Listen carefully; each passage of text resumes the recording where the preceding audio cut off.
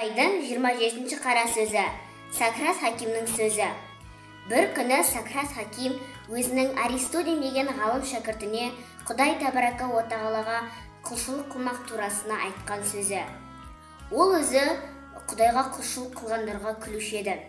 Сөйтсе, ей Аристотель, ешбір адам бар ма, сенің білуіңше қылған өнерлері себепті болған адамда таңырқауға лайықты дейді.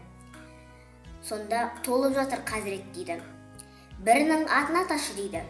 Гомерге бәйітшіліктігі себепті, Софокльге трагедиясы себепті, яғни біреудің сипатына түспектік, Зевсиске суретшілігі себепті таңырқаймын деп, тағы да онан басқа өзінің өнерлері әшкере болған жандарды айтып береді. Сонда Сократ Хаким тағы да сұрақ қойыпты. Енді осылардың қайсысы артықша ғажайыплануға лайық? Құр пішінді, ақылсыз, жай ғана әшейін пішіндерді салатын суретші ме, әлде жан иесі, адам иесі, яғни осы адамды, тіршілікті жарататын жаратушы ма дейді. Сонда Аристотель соңғысы лайықты дейді.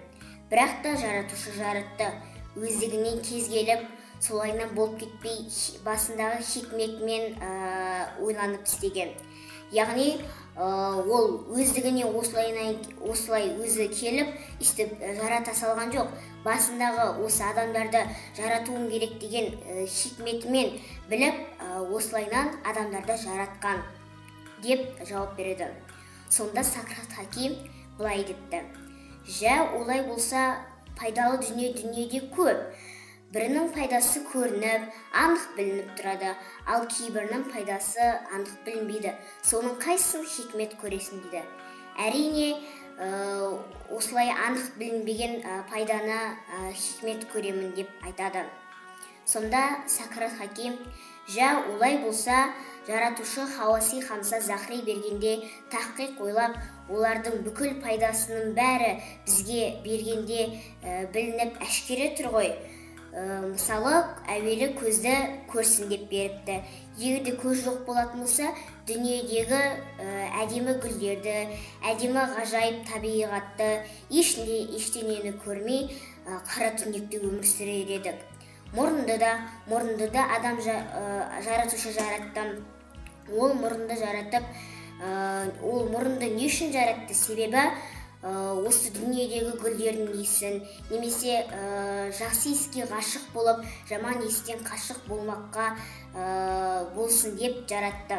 Ауызды да біздің тамақ жесін, күш қуат тапсын, яғни тән құмары болсын деп жаратты. Енді осылардың бәрі біздің пайдамыз емес пе?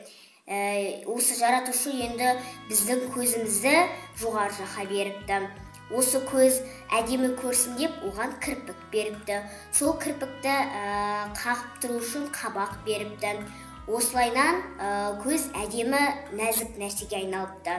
Көз жоғары жақта тұрады. Ал мұрынды орта жаққа беріпті. Себебі осы тамақтың иісін көріп білсін деп әдейі мұрынды ауызға жақын қып беріпті. Ауызды да осы көзбен көріп, ауызбен айту үшін беріпті. Енді бұл осылар біздің бетіміздегі пайдалар көп, бірақ та бұлардың да жиіркенерлік кейбір тесіктері бар деп, солайынан енді осылардың бізді пайдамыз ғой деп Аристотельге түсіндіреді. Сонда Аристотель осының бәрін өзі түсініп біліп алады.